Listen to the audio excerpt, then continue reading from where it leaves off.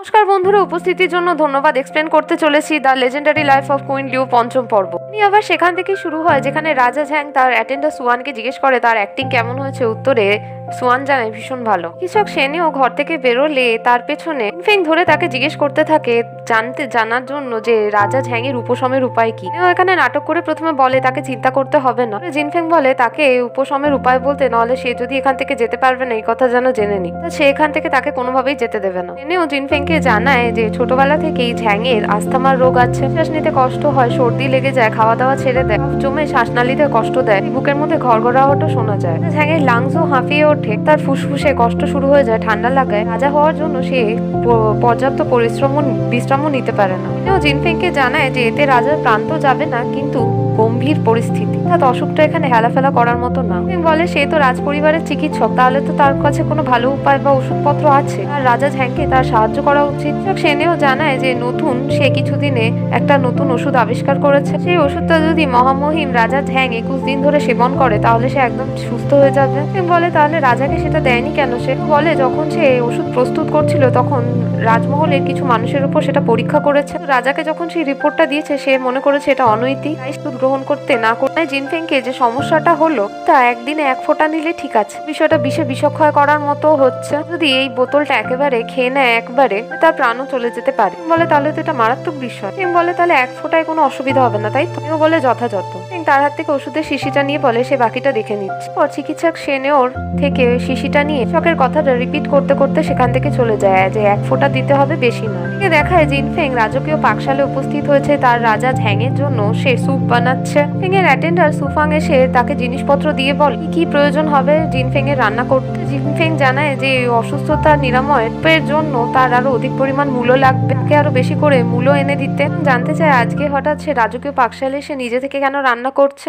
বলে যে তাদের মহামহিমের জন্য সে রান্না করছে, সে অসুস্থ। জানতো যে সে রোগা পাতলা থাকতে পছন্দ করে, কিন্তু এত সহজে যে অসুস্থ হয়ে যায় কখনো ভাবেনি। সাথে তাকে তার ঝ্যাংকে আরো ভালোভাবে খেয়াল করে রাখতে হবে, দেখভাল করতে হবে। সুফাংকে বলে যে আসার সময় একটু মধুও আনতে তার প্রয়োজন। ফাং সমস্ত জিনিসপত্র কিনে ফিরে এলে দেখে সেনিওর দ্বারা সেই ওষুধের বোতলটা পুরো উল্টে দেয় তার স্যুপের ওপর। সুফাং খুব ভয় পেয়ে যায়। বিষয়টা সুফাংকে গিয়ে রাজা ঝ্যাংকে বলে দেয়। বলে এতে কোনো সন্দেহ নেই যে সে স্করপিয়ন লিউশির মেয়ে। সে সামনেও দেখতে চায় কতক্ষণ রানী জিনফেং এই নাটকটা চালিয়ে যেতে পারে। ফাং বলে সব ঠিক আছে, কিন্তু তার মনে হয় মহারানী খুব পরোয়া করে, চিন্তা করে মহারাজ। ঝ্যাং জানা এটা শুধুমাত্র একটা নাটক। এদিকে দেখায় জিনফেং ঝ্যাং এর সাথে দেখা করে তাকে স্যুপ দিচ্ছে, বলছে তার জন্য সে বানিয়েছে সারা দুপুর ধরে। এর মধ্যে সমস্ত ভালো সামগ্রী আছে যা তার উপশম এবং উপকার দেবে। জানতে চায় হঠাৎ করে সে তার জন্য স্যুপ কেন বানাবে।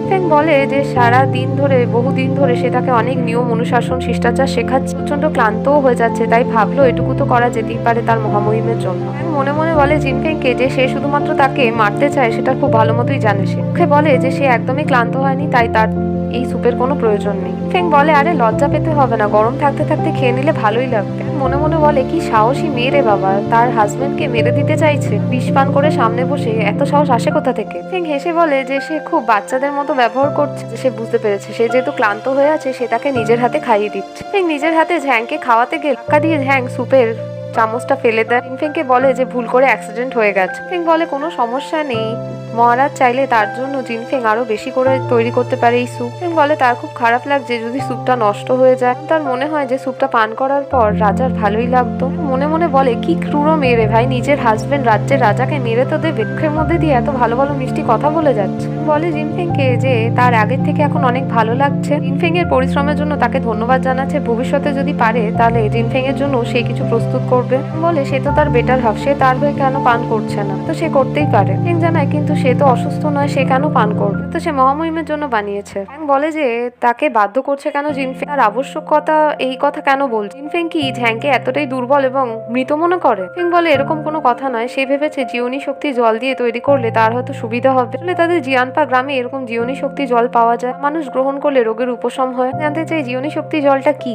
বলে যে জিয়ানপা গ্রামের পর্বতে ঝর্ণা পড়ে এবং তার আশপাশ থেকে জড়িপুটি আছে, জল এবং জড়িপুটি মিশিয়ে সেই জীবনী শক্তি জল তৈরি করা হয়, রোগ নিরাময় করে এবং বলবর্ধক সক্রিয় করে দিতে পারে ঝ্যাংয়ের। এটা জিনফেং এর মা তাকে দিয়েছে। বুঝতে পারছে না যে ঝ্যাং এত রেগে যাচ্ছে কেন। বলে যে ছোটবেলা থেকে তার খারাপ লাগে কেউ যদি তাকে দুর্বল বলে। জিনফেং এর মাকে তার ধন্যবাদ জানিয়ে দিতে ঝ্যাংয়ের তরফ থেকে যে তার জন্য সে জীবনী শক্তি জল পাঠিয়েছে। ফেং বলে সবার সামনে নিজের ইমেজ তৈরি করে রাখা ভালো জিনিস, কিন্তু তার আগে তো স্বাস্থ্যেরও খেয়াল রাখা উচিত। ওর জিনফেং ঢকঢক করে সেই স্যুপটা পান করে নেয়, দেখে ভীষণ ভয় পেয়ে যায় এবং তাকে বলে যে কেন সেই স্যুপ গ্রহণ করছে সে। ফেং বলে ঠান্ডা হয়ে যাচ্ছিল, ভালো জিনিস নষ্ট করাটা ঠিক না। ফেং এর মা খুব সমঝদার মানুষ, ভালো হয়েছে তার জন্য এক্সট্রা বোতল পাঠিয়ে দিয়েছে, জীবনী শক্তি জলের এতে তাদের উপকারী হবে। ফেং বলে যবে থেকে তার মাকে সে ছেড়ে এসছে টিয়ানপা গ্রামে, তখন থেকে তার মায়ের কথা ভীষণ মনে পড়ছে। তার জানে না তার মা কেমন আছে, ঠিকমতো খাচ্ছে যাচ্ছে, ঘুমোচ্ছে কিনা, মুরগি চোরটাকেও ধরতে পেরেছে কিনা। মায়ের কথা তার ভীষণ ভীষণ মনে পড়ছে।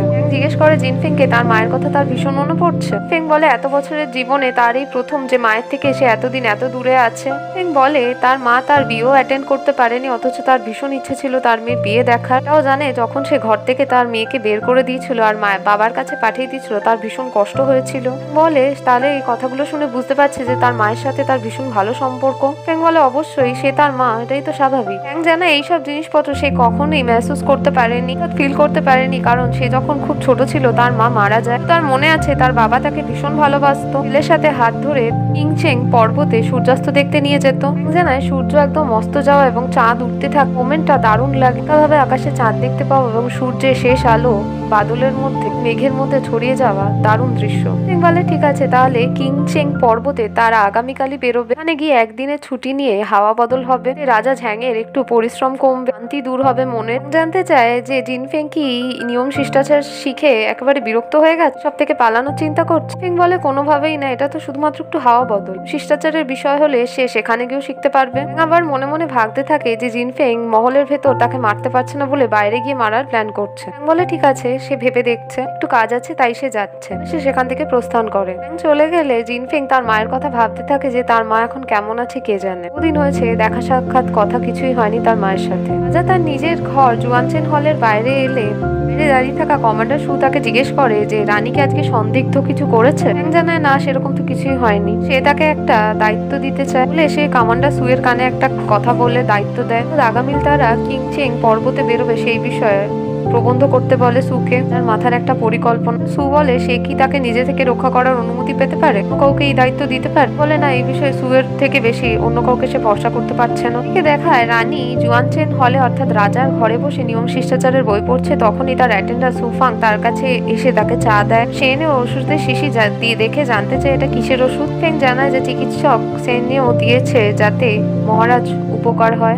জানতে চায় তাহলে এই ওষুধটা মহারাজের সুপে সে মেশায়নি। ফেং বলে সে কি করে জানে যে সুপের মধ্যে জিনফেং কিছু মিশিয়েছে কিনা। বলে ফিরে আসার সময় সে দুর্ঘটনা প্রবণ ভাবে দেখে নিয়েছে। ওর ফ্ল্যাশব্যাকে দেখায় যে জিনফেং ওষুধ মেশানোর কথা ভেবেও সেটা করে না, নিজের পকেট থেকে তার মায়ের দেওয়া সেই জীবনী শক্তি জল প্রয়োগ করে ওষুধের সুপে।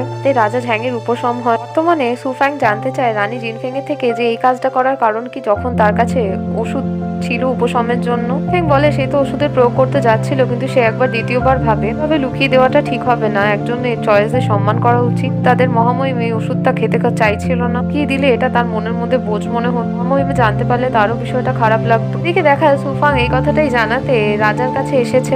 সে জানায় যে রানী চেয়েছিল চয়েসের সম্মান করতে, তাই সে তাকে সেই ওষুধ দেয়নি। জানতে চায় সুফাং এর থেকে যে এই কথাটাই বলেছিল জিনফেং। বলে হ্যাঁ, এই কথাটাই রানী জানিয়েছে। এই কথাটা শুনে ঝ্যাং একটু হাসে। এদিকে দেখায় সকাল হয়ে গেছে। সুফাং এসে জিনফেং কে জাগানোর চেষ্টা করছে, বারবার বলতে থাকছে যে বাইরে তার জন্য অপেক্ষা করছে মহারাজ, নিয়ে সেই কিংচেং পর্বতে যাবে ঘুরতে। জিনফেং বলে এখনো অনেক সকালবেলা, তার ওঠার কোনো ইচ্ছে নেই, পর্বত কোথাও পালিয়ে যাচ্ছে না। বলে ঠিক আছে, সে মহারাজকে গিয়ে কথাটা জানিয়ে দিচ্ছে। বলে যেতে গেলে ফেং তড়াং করে উঠে পড়ে। ফেং বলে তার ঝ্যাং মহারাজ তাকে নিয়ে ঘুরতে যেতে চায়, কেন যাবে না, নিশ্চয়ই যাবে। ফেং বলে মহামহিম তার জন্য বাইরে অপেক্ষা করছে। ফেং সুফাংকে বলে তার জন্য তাড়াতাড়ি পোশাক আনতে, তাকে তৈরি করে দিতে, সে এক্ষুনি বেরোবে। ফেং ছুটে বেরিয়ে এসে ঝ্যাংকে বলে এতক্ষণ প্রতীক্ষা করার জন্য তাকে ক্ষমা করতে। এটা ভাবেও নি যে ঝ্যাং তার কথায় মেনে নেবে। বলে হঠাৎ করে অনায়াসেই নির্ণয় নেওয়া হয়েছে। ফেং বলে দীর্ঘদিন হয়েছে সে এখানে এসেছে, কোথাও বেরোয়নি, সে চাইছিল একান্তে কিছু ঝ্যাংয়ের সাথে মুহূর্ত কাটাতে। ফেং জানতে চায় তার অ্যাটেন্ডার সুয়ান কোথায়। জানায় তার অ্যাটেন্ডারকে সে ছুটি দিয়েছে। ফেং জানায় তার অ্যাটেন্ডার সুফাংকেও সে ছুটি দিয়েছে। মজার বিষয় না, তারা একান্তে একসাথে একটু সময় কাটাবে।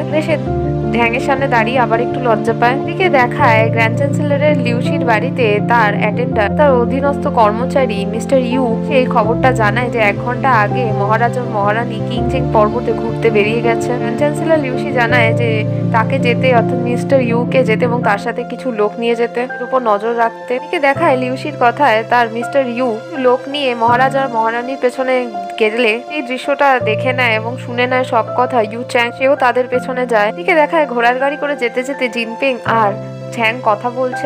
বলছে তার ভীষণ আনন্দ হচ্ছে ঘোড়ার গাড়ি করে তারা যাচ্ছে।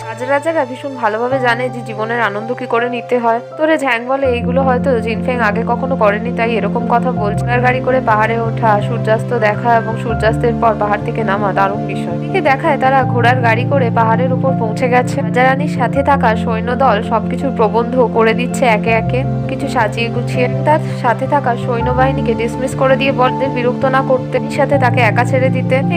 ঝ্যাংয়ের পাশে দাঁড়িয়ে চারপাশে দৃশ্য দেখতে দেখতে বলে এখন বুঝেছে তার বাবা ঝ্যাংকে কেন এখানে নিয়ে আসতো। এখানে দৃশ্য খুবই মনোরম, খুবই সুন্দর। জিনফেং এর এই কথাগুলো শুনে সেখান থেকে চলে গেলে মনে মনে জিনফেং ফেং ঠিকই ধরেছিল যে একান্তে তারা সময় কাটাতে চায় এবং ঝ্যাংও সেটা চায়। সেটা কতটা আনন্দদায়ক এবং রোমান্টিক। সে আবার একটু লজ্জা পায় মনে মনে। পর ঝ্যাং একটা বাদ্যযন্ত্র বাজাতে বসলে জিনফেং মনে মনে ভাবে দৃশ্য, সুন্দর সঙ্গীত, সাথে সুন্দর একজন তার মনের পুরুষ মানুষ, বিষয়টা কতটাই না রোমান্টিক। তখনই সেখানে দেখায় লুকিয়ে পৌঁছে গেছে 2 দল। লিউসির পাঠানো লোকজনদের নজর রাখতে বলেছে লিউসি। রাজা আর রানীর পাশে পৌঁছে গেছে ইউ চ্যাং, অর্থাৎ তার হেইফাং এর বন্ধু, লিউসিরও সাথী। পর দেখায় অনেকক্ষণ সময় ব্যতীত হয়ে গেছে এবং জিনফেং আপেল খেতে খেতে ভাবছে সঙ্গীতটা খুবই ভালো, খুবই মনোরম। দীর্ঘক্ষণ হয়ে গেছে, আর কতক্ষণ সে এই জিনিসটা শুনবে। তো তার সাথে কথাই বলছে। চ্যাংও এদিকে মনে মনে বলে যে 1 ঘন্টার উপরে হয়ে গেছে, এখনো জিনফেং কিছু করছে না কেন। ফেংয়ের তো এখানে ক্ষতি সাধন করারই মন আছে, তাই তো তার কিছু পালন করা উচিত। অবাক বিষয়, কিছুতেই সে কোনো স্টেপ নিচ্ছে না।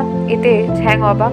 ঝ্যাং আর অপেক্ষা না করে পাহাড়ের একেবারে কিনারায় গিয়ে দাঁড়িয়ে কবিতার কিছু লাইন পড়তে থাকে। তার পাশে গিয়ে বলে সে কি কোনো কবিতা পাঠ করছে। হাততালিও বাজায় ঝ্যাংয়ের কবিতা শুনে। ফেংও সেই কবিতার 1 লাইন বললে ঝ্যাং যে পরের লাইনটা জিনফেং বলতে পারছে না, সেই লাইনটা বলে ঝ্যাং জিজ্ঞেস করে যে এই কবিতাটা কোথা থেকে শুনেছে সে। ফেং বলে যে পত্রগুলো আদান প্রদান করেছিল তার মধ্যেই ছিল, ইনি তো তাকে এই পত্রে এরকম কবিতা লিখে পাঠিয়েছে। ফেং এটাও বলে যে কবিতাই শুধু জানে না, সে কবিতার মানেও জানে। ফেং জানায় ঝ্যাংকে যে রাজার পাঠানো পত্রে যেই কবিতাগুলো পেত, ওগুলোর মানে হয়তো কোনোটা বুঝতে না পারলে তার একজন খুব ভালো চতুর বন্ধু সেখানে ইউ চ্যাং এর কথা কাছে নিয়ে গিয়ে এইগুলোর উত্তর জানতে চাইতো। ধরা যায় ফেং কবিতার লাইনের মানে বলতে গেলে ঝ্যাং বলে ফেং যদি এতই বুদ্ধিমান হয়ে থাকে তাহলে সে একটা বাক্য বলছে, এই বাক্যের অর্থ জিনফেং বুঝিয়ে দিক ঝ্যাংকে। এদিকে দেখায় রাজা আর কমান্ডার সু এর পরিকল্পনা অনুযায়ী সু কিছু লোককে ডাকাত সাজিয়ে পাঠিয়েছে। রাজা ঝ্যাং তাদের উপর আক্রমণ করিয়ে দেখতে চায় যে জিনফেং এর এখানে পরিস্থিতি কি হয়, কি আচরণ করে সে। আচ্ছা, সেই অঙ্গরক্ষকরা বলতে থাকে তারা তো জানে না ডাকাতরা কিরকম দেখতে হয়। মাথা বলে যে তাদের বিকৃত মানুষদের মতো আচরণ করতে হবে, আর কিছুই না। ঠিকভাবে রাজা যা নির্দেশ দিয়েছে সেটা পালন করতে হবে। ফেং বলে ঝ্যাংকে রাজা যেই পত্রগুলো তাকে পাঠিয়েছিল মধ্যে তো এরকম কোনো কবিতার লাইন লেখা ছিল না যেই বাক্যটা এক্ষুনি বললো। বলে কি করে হতে পারে, সে তার তো মনে আছে সে পাঠিয়েছে। ফেং একটু সন্দেহ করে বলে তার মনে আছে মানে? এখানে রাজার সবই মনে আছে, তবুও রাজা কখনোই এরকম বাক্য লিখে পাঠায়নি জিনফেং। সেই সমস্ত পত্রগুলো যেগুলো জিনফেংকে পাঠিয়েছিল সেগুলো তো রাজাকে সে ফিরিয়ে দিয়েছিল তার স্মৃতিশক্তি ফিরিয়ে আনার জন্য। এগুলো কি সে পড়েনি? উত্তরে ঝ্যাং জানে হ্যাঁ সেগুলো সে সব পড়েছে। ফেং বলে যেই পত্রগুলো রানীকে অর্থাৎ জিনফেংকে পাঠিয়েছিল সেগুলো কোথায়, রাজার কাছে নেই কেন? সেগুলো সে কোথায় রেখেছে? নাটক করে কোথায় রেখেছে এখনই কথা বলে হাতের ইশারা করলে ডাকাতরা অর্থাৎ সেজে থাকা অঙ্গরক্ষকরা এসে তাদের গলায় তলোয়ার ধরে।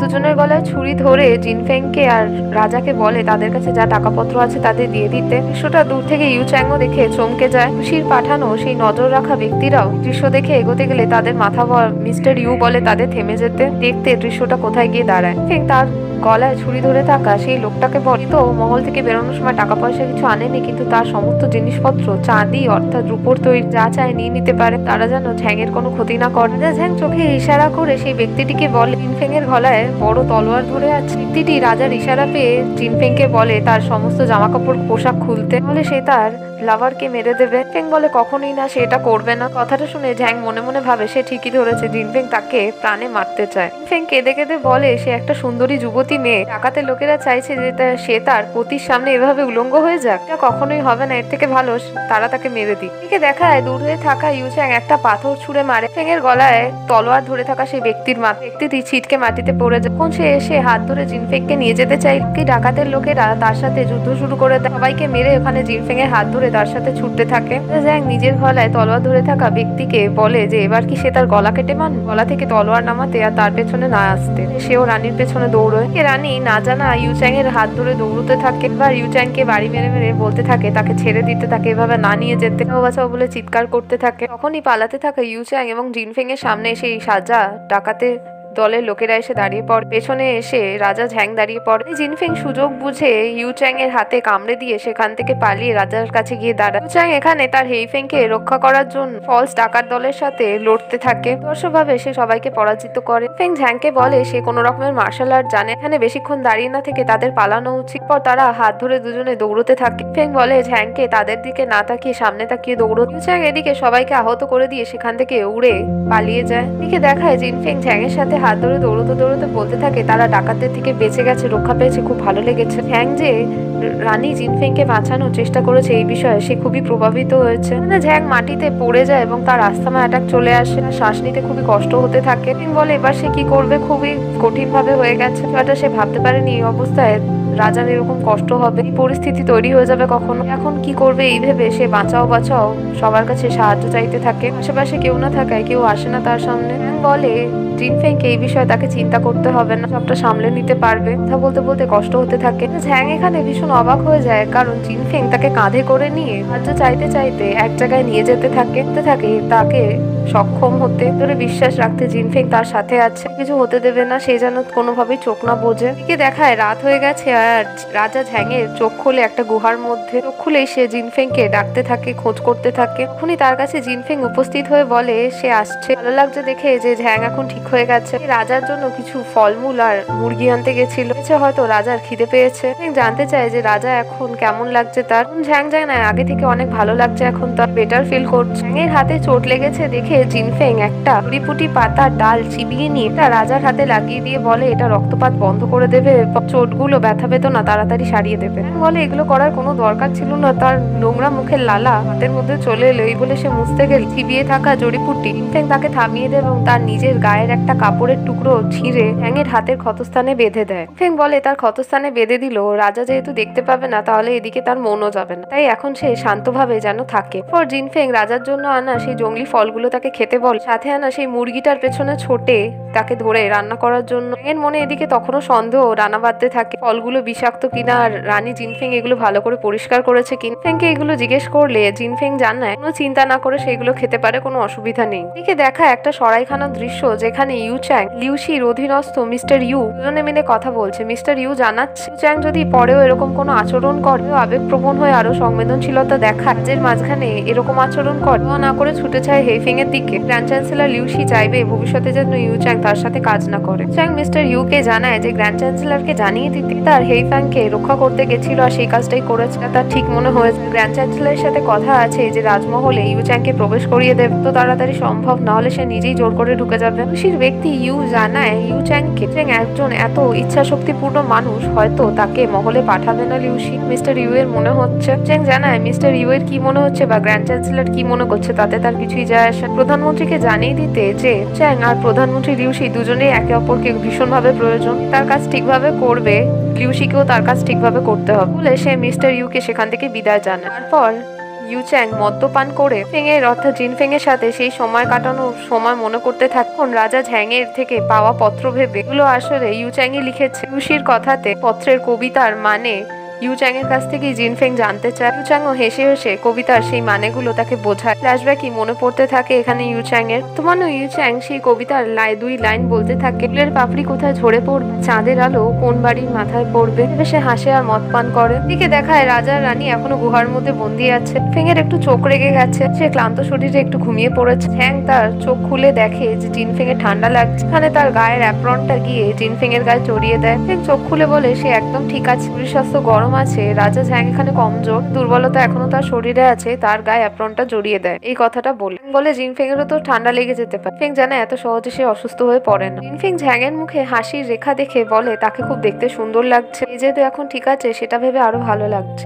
ঝ্যাং হাসি থামিয়ে বলে এরকম কোনো ব্যাপার। জিনফেং কে ঝ্যাং এর গায়ে এভাবে অ্যাপ্রন জড়িয়ে দিতে দেখে, কোষে সেটা বেঁধে দিতে দেখে তার বাবার কথা মনে পড়ে গেল। বাবাও এরকম করতো ছোটবেলায়, শরীর খারাপ হলে সমস্ত জিনিসপত্র দিত যেগুলো তার ছেলে অর্থাৎ ঝ্যাং এর পছন্দ হতো। জিনফেং বলে তার বাবা তাকে খুব আদর করেছে, খুবই ভালো কথা, কিন্তু ঝ্যাংকে দেখে মনে হয় না যে ঝ্যাং একজন খুব দুষ্টু প্রকৃতির বাচ্চা ছিল। সে মহলের এবং বাকি রাজ্যের সমস্ত নিয়ম কানুন ঠিক মতো পালন করে। ঝ্যাং জানা এখানে লিউসির কাছে সে ঋণী, সেই তাকে জোর করে বাধ্য করে নিয়ম কানুন শিখিয়েছে। ঝ্যাং জানতে চায় তার পিতা লিউসি তাকে জোর করেছে, এদিকে তো লিউসি তার মেয়ে বায়ুকে দিয়ে বলে পাঠিয়েছিল মহলের নিয়ম কানুন শুধুমাত্র শিষ্টাচার শিক্ষা হিসেবে সেগুলোকে নিতে, গুরুগম্ভীর কোনো বিষয় নয়। ঝ্যাং বলে হয়তো লিউসি ভেবেছে যে সম্রাট বাকিদের থেকে আলাদা, তার উপর চাপ সৃষ্টি করে বাধ্য করে শিখিয়েছে। বিষয়টা এরকমও হতে পারে যে শুধুমাত্র ঝ্যাংকে সে বিরক্ত করতে চেয়েছিল। ঝ্যাং বলে ঝ্যাংকে সে বুঝতে পেরেছে যে লিউসি তাকে বিরক্ত করছে এখনো, তো কোনো ব্যাপার নয়। ঝ্যাংকে সে আশ্বস্ত করে যদি লিউসির বিরুদ্ধে দাঁড়াতে চায় তাহলে সমর্থন করবে জিনফেং তাকে।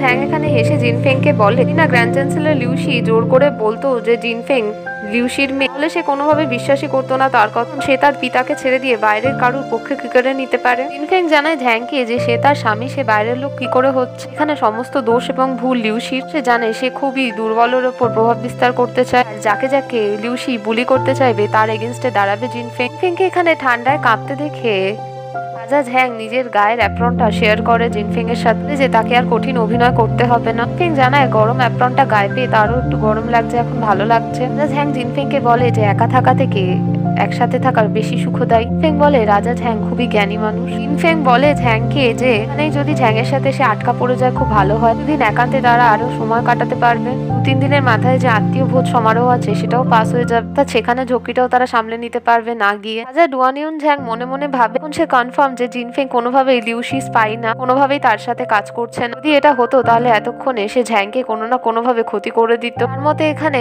যখনই জিনফেং রাজা ঝ্যাং এর সাথে থাকে খুবই জেনুইন থাকে। রাজা ঝ্যাং মুখে জিনফেংকে বলে হ্যাঁ আত্মীয় ভোজ সমারোহে পার্টিসিপেট করার কোনো দরকার নেই, এখানে একটা খারাপ জিনিস হবে যে জিনফেং এর মা খুবই মিস করবে জিনফেংকে। জানতে চায় তার মা কি আত্মীয় ভোজ সমারোহে পার্টিসিপেট করবে। ঝ্যাং জানায় হ্যাঁ অবশ্যই, কেন না, জন্যই সে কমান্ডার সুকে জিয়ানপা গ্রামে পাঠিয়েছে তার মাকে আনার জন্য। ঝ্যাং জানায় তাহলে অতি অবশ্যই আত্মীয় ভোজ সমারোহে পার্টিসিপেট করবে। ঝ্যাং বলে ঝ্যাংকে এই বিষয়ে তাহলে আগে তাহলে কেন বলেনি, তাকে সারপ্রাইজ দেওয়ার চেষ্টা করছি।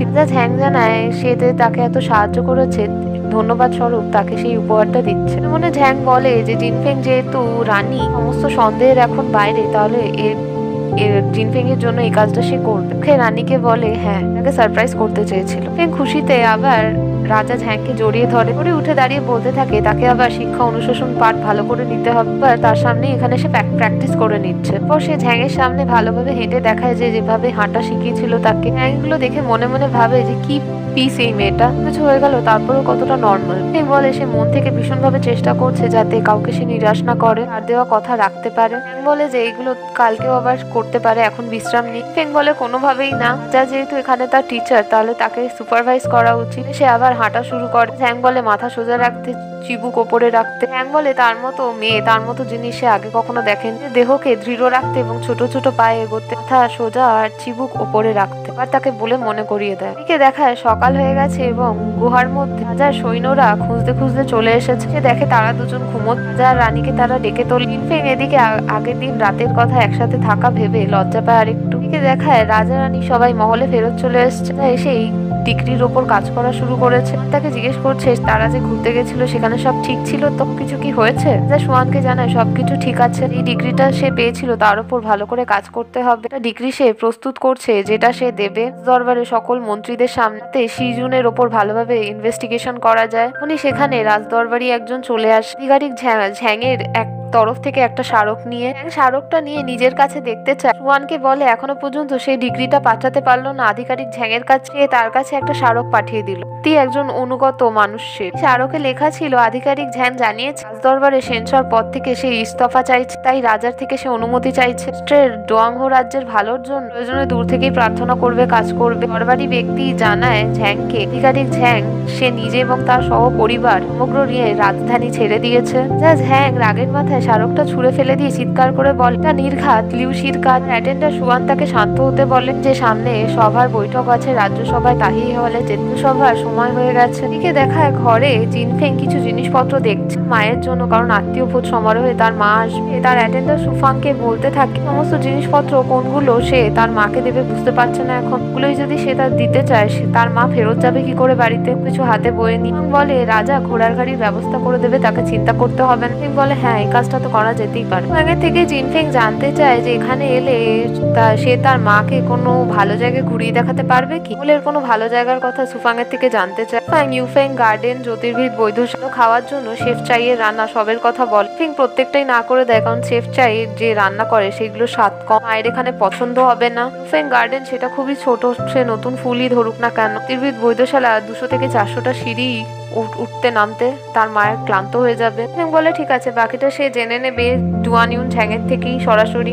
এখানে জানায় যে যেহেতু এখানে রাজ্যসভার বৈঠক এখনো শেষ হয়নি আর রানী অপেক্ষা করছে আত্মীয় ভোজ সমারোহের জন্য, এখন সে প্র্যাকটিস করতে পারে। ফেং জানায় তার প্র্যাকটিস করার কোনো প্রয়োজন নেই, ঝ্যাং বলেছে। ফাং জানায় তাহলে রানী জিনফেং এর থেকে সে এখন আশা করছে যে শাহী পরিবারের অর্থাৎ রাজমহলের পরিবারের সবার সদস্যের নাম সে জানে। ফেং জানায় সেটা পরে আগামীকালও সে করে নিতে পারবে, সকাল কতজনই বা সদস্য হবে সে ঠিক মনে করে নিতে পারবে। ফাং জিনফেং কে জানায় অনেক বেশি সদস্য, কথাটা শুনে জিনফেং একটু ঘাবড়ে যায়। এদিকে দেখে রাজ্যসভার বৈঠকে লিউসি নতুন একজন সেন্সার আগের আধিকারিক ঝ্যাং এর পরিবর্তন অফিসার ওয়াং কিয়ানকে এনেছে। ঝ্যাংয়ের সামনে ওয়াং কিয়ানকে তার পরিচয় দিতে বলে। কিয়ান তার পরিচয় দেয়, ঝ্যাং তাকে নিযুক্ত করে, বলে যে যাতে লিউসিকে সে কোনোভাবেই নিরাশ না করে। মনে ঝ্যাং বলে যে যত বিশ্বস্ত অনুগত মানুষদের সে রাজার থেকে সরাতে শুরু করে দিয়েছে, এরপর তাহলে রাজাকে কোনো বড় দৃঢ় স্টেপ নিতেই হবে। এরপরই দেখা ইউ ঝ্যাং দেখা করতে এসছে ইউ চং এর সাথে। সে ইউ চং এর কাছে জানতে চায় যে যন্ত্র প্রস্তুত করতে বলেছিল সেটা কি ইউচং করেছে। চং জানায় হ্যাঁ সেটা করে ফেলেছে। কি প্রস্তুত করতে বলেছিল একবার মনে করালে ভালো হয়। ওয়ানিউন ঝ্যাং মনে করিয়ে দেয় যে ইগল হান্টিং মেশিনটা ক্রসবোর মতো ছিল আগে। ওয়ানিউন চং সেই যন্ত্রটা দেখালে ইউন ঝ্যাংকে সে বলে খুব আগ্রহজনক, তার ভালো লেগেছে। মুখের ওপর তীর। এমনই সকল গল্প জানতে আমাদের চ্যানেলের সঙ্গে থাকুন।